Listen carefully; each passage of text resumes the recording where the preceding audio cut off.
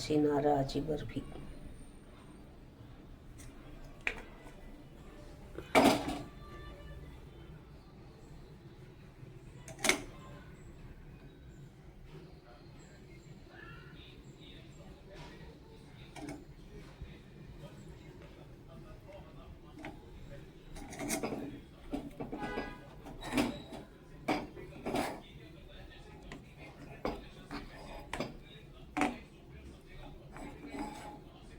थोडीशी ओली अजून अशी नारळाची बर्फी.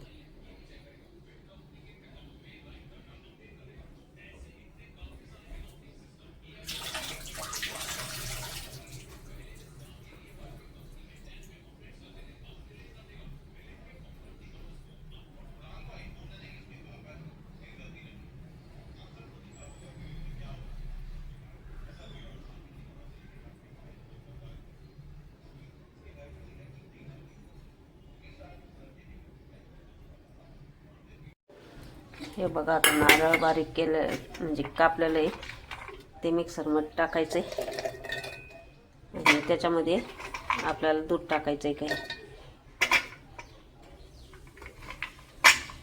बारीक व्हायला दूध टाकलं मग बारीक होईल ते. तर नारळाची बर्फी बनवायला असं नारळ एक नारळ होतं तर अर्ध चटणीला ठेवले संध्याकाळी इडली बरोबर चटणी करायची म्हणून. आणि हे बघा त्याच्यामध्ये आपल्याला दूध टाकायचं आहे. जास्त बी नाही टाकायचं पण ठीक आहे जेवढं लागेल तेवढं. आणि हे बारीक करून घ्यायचं आहे. दाखवते मी बारीक झालं. हे बघा आता याच्यात तूप टाकलेलं आहे. याच्यामध्ये बारीक केलेलं खोबरं बर्फी करतोय आम्ही. बर्फी नारळाची बर्फी. काय असं आहे हे. असं नारळ टाकून घ्यायचं.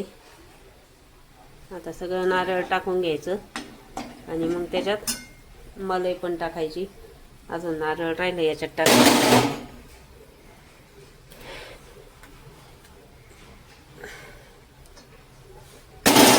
हे असं दूध टाकून बारीक केलेलं नारळ टाकलंय आणि याच्यात मलाई पण टाकायची.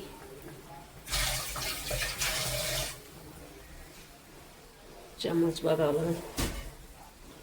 चम्मच कुठे आहे?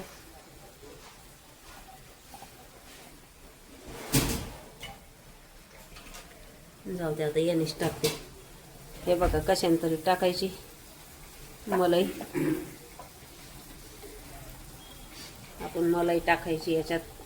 कोणी कोणी तूप टाकतं मलाई टाकतं. असं जेवढी लागेल तेवढी टाकायची मलाईनी. हे बघा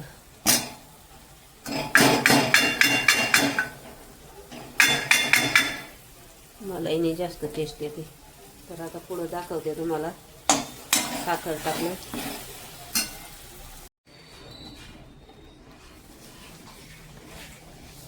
आता हे बघा अंदाजे साखर टाकायची तुम्हाला जेवढी लागेल तेवढी. जर गोड खाणारे असले तर जास्त टाकायची, कमी खाणारे असले तर कमी टाकायची.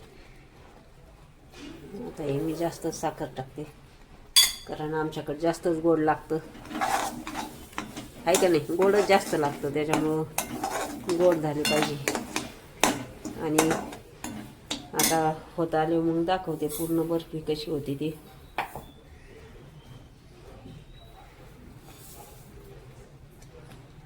गोड असले तरच खरं बर्फी भारी लागते. लय साखर टाकली आता. कोणी कोणी अंदाजे टाकतं कोणी कोणी. आता दाखवते पुढं नंतर. हे बघा आता कलर बदलायला लागलाय त्याचा आणि तूप पण फुटायला लागले. तर अशी की लाल होऊ द्यायची. अजून लाल होऊन द्यायची आणि मग अजून लाल झाली का मग ताटात काढायची आणि मग त्याची बर्फी बनवायची. मग तुकडे करायचे त्याचे. बघा आता लाल लाल कलर यायला लागला ना. चांगला लाल होऊन द्यायचा. पूर्ण लाल आला तर मग काढायचा. दाखवते तुम्हाला लाल बर्फी झाल्यावर. हे बघा आता तूप सुटायला लागले आणि लाल पण व्हायला लागली. पूर्ण कढईत लाल झालं आता. आणि आता थोडी झाली का मग काढायची.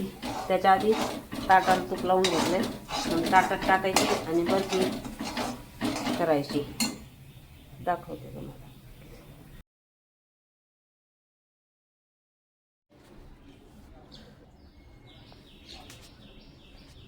हे बघा आता बर्फी झालेली आहे. याला थोडं 5-10 मिनटात लगेच अशी कापून घ्यायची.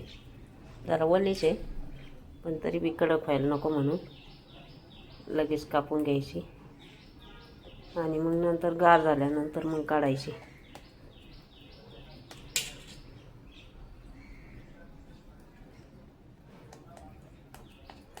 अजून थोडी चिकटती पण गार व्हायला टाईम लागेल, पण आधी कापून ठेवली की मग काढता येते एकदम मस्त. तर अशी आमची नारळाची बर्फी तयार झालेली आहे. मैत्रिणींनो बघा आणि तुम्ही पण नारळाची बर्फी करा. हे बघा आता पीस लगेच निघणार नाही, गार झाले पीस काढावं लागेल.